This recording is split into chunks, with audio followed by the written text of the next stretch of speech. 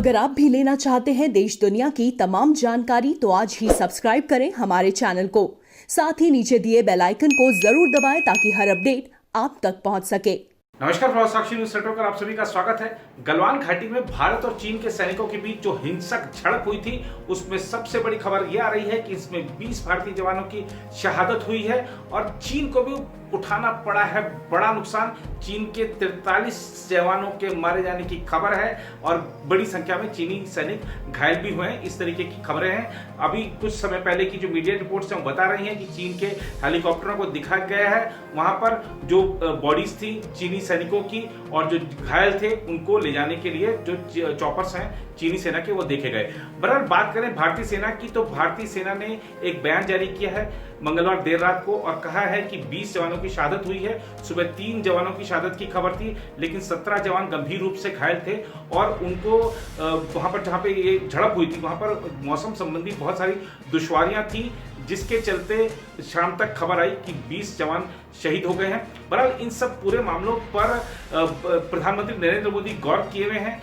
देर शाम को सीसीएस की बैठक भी हुई है प्रधानमंत्री आवास पर। इसमें जो वित्त मंत्री निर्मला सीतारमण, रक्षा मंत्री राजनाथ सिंह, गृह मंत्री अमित शाह और विदेश मंत्री एस जयशंकर शामिल हुए और बैठक में कई मुद्दों पर विचार विमर्श किया गया। रक्षा मंत्री राजनाथ सिंह ने आज स्वयं 2-3 बड़ी बैठकें की थी, जिसमें कि सीडीएस बिपिन रावत थे, तीनों सेनाओं के प्रमुख थे, वहां के हालात का पूरा जायजा लिया था। उसके बाद प्रधानमंत्री को अवगत कराने के लिए गए थे। प्रधानमंत्री ने भी आज लगातार कई बैठकें की, उन्होंने विदेश मंत्री के साथ अलग से बैठकें की और सीसीएस की बैठक हुई। सीसीएस की बैठक के बाद प्रधानमंत्री नरेंद्र मोदी ने गृह मंत्री अमित शाह के साथ भी एक लंबी बैठक की है और देखिए माना जा रहा है कि ये जो शहादत हुई है 20 जवानों की, इसको भारत हल्के में नहीं लेगा। ये बहुत बड़ी बात हो गई है और प्रधानमंत्री नरेंद्र मोदी ने, चाहे वो उरी का मामला हो चाहे आपने पुलवामा का मामला हो, हमेशा देखा है कि सेना को खुली छूट दी है कि जो आक्रोश पनप रहा है उसका बदला लिया जाए। अब माना जा रहा है कि जो चीन की जो हिमाकत है उसका जवाब उसको जरूर दिया जाएगा।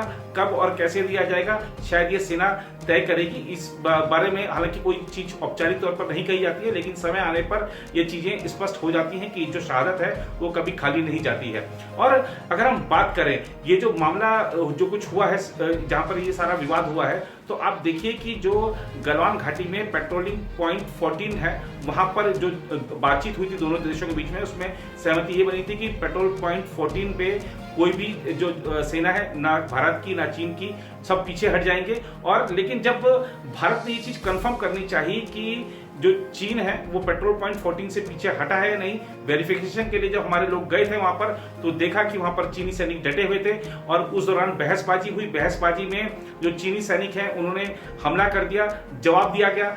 जो जवाब है ये झड़प में बदला और झड़प के बाद ये जो नतीजा हुआ है सबके सामने है। हमारे जो 20 जवानों की शहादत हुई है और वहां पर भी तगड़ा जवाब दिया गया है। 43 जवानों को मार गिराया गया है चीन के। और ये सारा जो मुद्दा है देखिए, अब ये लोकल लेवल पे जो चीनी कमांडर है उसका अपना फैसला था, उसको ऊपर से आदेश था, ये जो भी था, लेकिन जो चीन ने गलती की है उसको उसकी सजा जरूर मिलेगी। और बहरहाल हम बात करें जो भारत की तरफ से बयान आया है, भारत की तरफ से बयान साफ साफ कहता है कि चीन ने यथा स्थिति में परिवर्तन के लिए जो हिमाकत की है उसका नतीजा है ये जो वहां पर झड़प हुई है। भारतीय सेना की बात करें तो भारतीय सेना ने स्पष्ट कर दिया है कि भारत की सेना जो हमारी जो भौगोलिक सीमाएं हैं, हमारी जो सीमाएं हैं, उनकी रक्षा के लिए पूरी तरह प्रतिबद्ध है और उसको हमेशा सुरक्षित रखेगी पूरी प्रतिबद्धता के साथ। बहरहाल आपको हम बताते हैं आज जो सेना के 3 जवानों की शहादत की सुबह खबर आई थी उनका एक बार परिचय कराते हैं। जरा आप भी याद कीजिए शहीदों की कुर्बानी। गलवान घाटी में भारत चीन के सैनिकों के बीच झड़प में जिन 3 भारतीय जाबाजों की शहादत हुई उनमें 18 बिहार रेजिमेंट के कमांडिंग ऑफिसर कर्नल संतोष बाबू समेत बिहार रेजिमेंट के 3 जवान शहीद हो गए।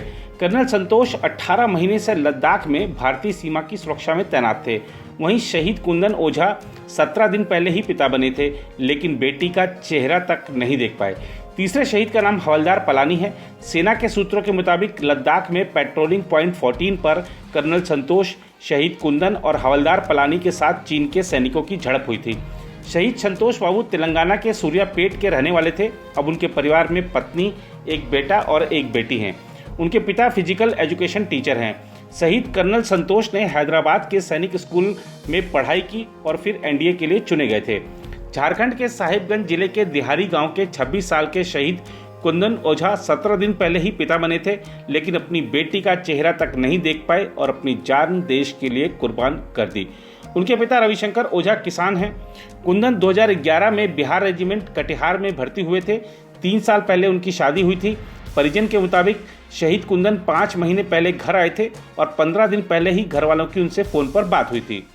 उधर भारत ने मंगलवार को कहा कि पूर्वी लद्दाख में भारत और चीन की सेनाओं के बीच हिंसक झड़प क्षेत्र में यथास्थिति को एकतरफा तरीके से बदलने के चीनी पक्ष के प्रयास के कारण हुई।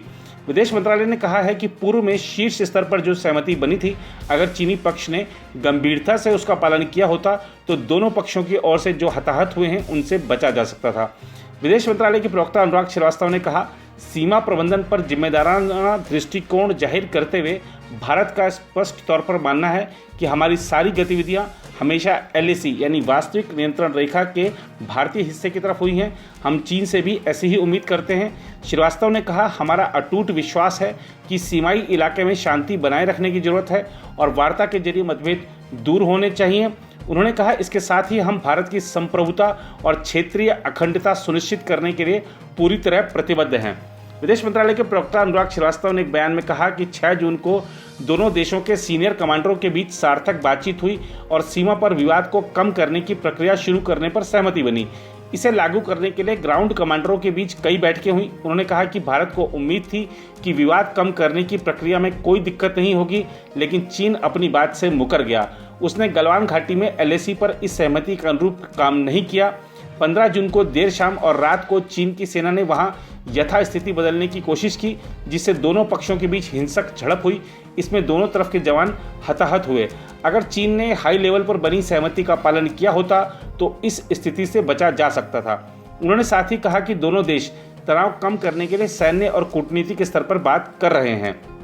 इस बीच गलवान घाटी में चीनी सैनिकों के साथ हिंसक झड़प में भारतीय सेना के एक अधिकारी और 2 सैनिकों के शहीद होने के बाद पूर्वी लद्दाख में हालात पर विचार विमर्श करने के लिए मंगलवार को रक्षा मंत्री राजनाथ सिंह ने शीर्ष सैन्य अधिकारियों के साथ लगातार 2 बैठकें की।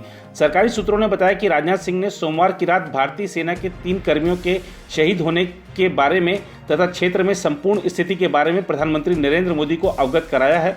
5 हफ्ते से भी ज़्यादा समय से इस क्षेत्र में दोनों पक्षों के बीच तनाव बना हुआ है। भारतीय सेना ने कहा है कि चीन को भी नुकसान हुआ है।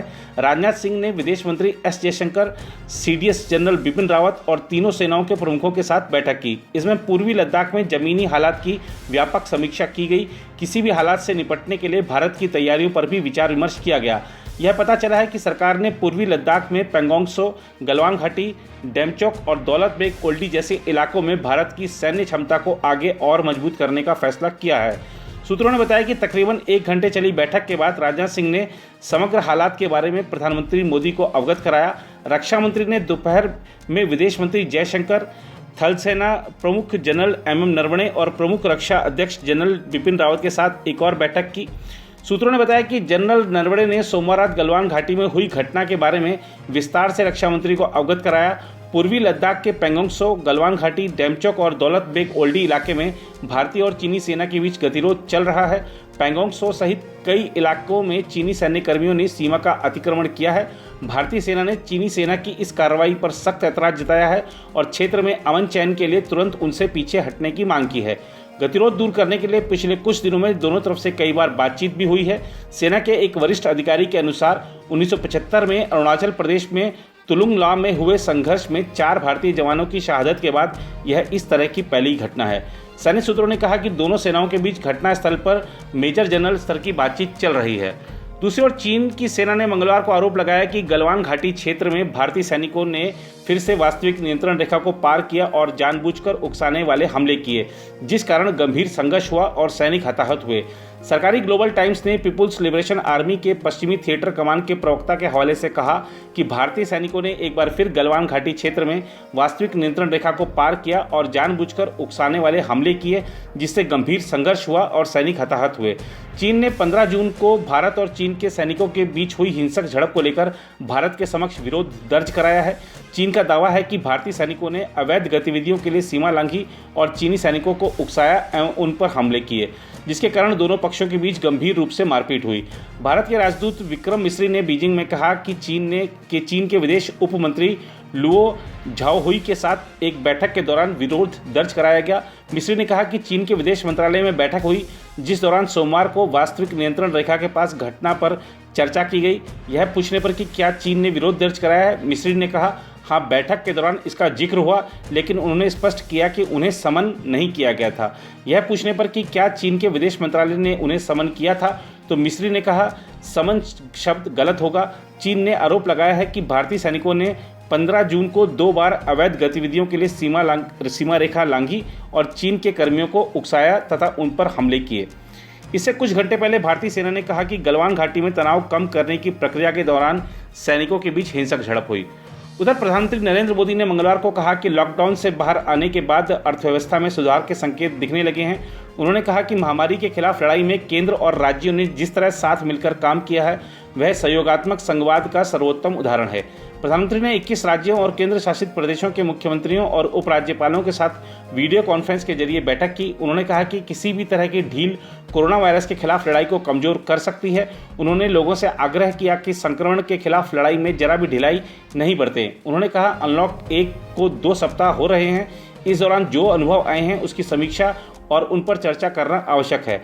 मोदी ने कहा कि किसी भी संकट से निपटने के लिए सही समय का बहुत महत्व होता है। सही समय पर लिए गए फैसलों ने देश में कोरोना संक्रमण को नियंत्रित करने में बहुत मदद की है। प्रधानमंत्री ने कहा, जब कोरोना वायरस दुनिया के अनेक देशों में चर्चा का विषय भी नहीं बना था, तब भारत ने इससे निपटने के लिए तैयारियां शुरू कर दी थी, फैसले लेने शुरू कर दिए थे। हमने एक एक भारतीय की जिंदगी को बचाने के लिए दिन रात मेहनत की है। मोदी ने कहा, बीते हफ्तों में हजारों की संख्या में भारतीय विदेश से अपने वतन वापस लौटे हैं। बीते हफ्तों में लाखों की संख्या में प्रवासी श्रमिक अपने गांवों में पहुंचे हैं। रेल, रोड, हवाई, समुद्र सारे मार्ग खुल चुके हैं। उन्होंने कहा, हमारी इतनी जनसंख्या होने के बावजूद कोरोना संक्रमण उस जैसा विनाशकारी प्रभाव नहीं दिखा पाया जो उसने दूसरे देशों में दिखाया है। दुनिया के बड़े बड़े विशेषज्ञ, स्वास्थ्य क्षेत्र के जानकार लॉकडाउन और भारत के लोगों द्वारा दिखाए गए अनुशासन की आज चर्चा कर रहे हैं। प्रधानमंत्री मोदी ने कहा, आज भारत में ठीक होने की दर 50% से ऊपर है। आज भारत दुनिया के उन देशों में अग्रणी है जहां कोरोना संक्रमित मरीजों का जीवन बच रहा है। पर भारत और चीन के बीच ये जो विवाद चल रहा है, इसमें घरेलू स्तर पर भी आक्रोश पनप रहा है। आप देखिए कि चाहे चीनी सामान के बाइकआउट की बात हो, और आप देखिए जो उत्तराखंड में अगर हम बॉर्डर की बात करें तो वहां पर जो बॉर्डर पर रहने वाले लोग हैं, उनमें देखिए किस तरीके से आक्रोश पनप रहा है कि हमें इस बार बदला लेना चाहिए। जो सेना है उसमें भी इस तरीके की बात आ रही है। जवान भी बड़े आक्रामक मूड में है कि अब बदला लेना चाहिए और चीन को सबक सिखाया जाना चाहिए। और इस बीच अगर हम बात करें घरेलू राजनीति की, तो देखकर बड़ा दुख होता है कि ये लोग एकजुट नहीं है राजनीतिक दल। बहरहाल बात करें हम कांग्रेस की, तो कांग्रेस ने फिर से आज ट्विटर पर कई सारे सवाल दागे हैं। आनंद शर्मा की बात करें, जो कांग्रेस के वरिष्ठ नेता हैं, पूर्व विदेश मंत्री भी हैं, तो उन्होंने भी कई सारे सवाल दागे हैं। राहुल गांधी ने भी ट्वीट किए हैं, और जो असदुद्दीन ओवैसी हैं वो कह रहे हैं कि जैसे पाकिस्तान को सबक सिखाया था वैसे ही चीन को भी सबक सिखाई। लेकिन सबक सिखाना कब है, कैसे सिखाना है और किस तरीके से और कितना सिखाना है, ये सब सरकार को और सेना को तय करने दीजिए। सरकार भी काम कर रही है, सेना भी काम कर रही है, कोई भी बैठा हुआ नहीं है। इसलिए थोड़ा सा हमें धैर्य के साथ इन सब मुद्दों पर, जाहिर सी बात है कि आवेश होता है, आक्रोश जब होता है मन में तो आवेश स्वतः आ जाता है। लेकिन धैर्य के साथ, संयम के साथ सब चीजें हमें सरकार पर, सेना पर छोड़ देनी चाहिए, क्योंकि हमने पूर्व में भी देखा है कि किस तरीके से भारत की जो संप्रभुता है, भारत की अखंडता है, उस पर आंच नहीं आने दी गई और इस बार भी आंच नहीं आने दी जाएगी।